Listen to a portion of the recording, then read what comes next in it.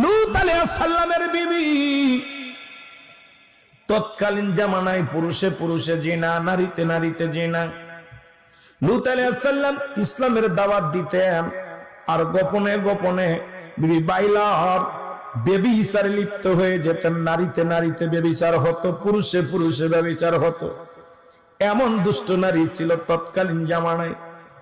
আমার আল্লাহ তাআলা সইতে পারে নাই, জিবরিলকে পাঠিয়ে দিয়েছে, জিবরিল যাও আমার লূতকে বলো এই সাদাম শহর থেকে, এই গ্রাম থেকে, এলাকা থেকে যেন সরে যায়, এই মহল্লা থেকে যেন অন্য মহল্লে চলে যায়, কারণ আমি আল্লাহ ওদের উপরে গজব দেয়া দিব। এত পরিমাণ পাপ হয়, এত পরিমাণ হয়, গজব হয়।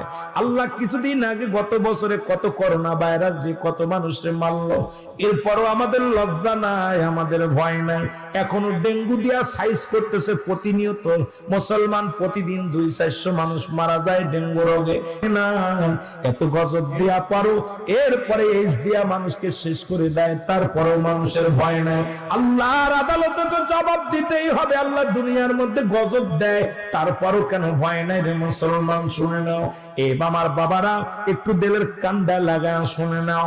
এবার লূত আলাইহিস সালামকে আমার আল্লাহ ফেরেশতা পাঠিয়ে দেখায়, যাও ফেরেশতা লূত আলাইহিস সালাম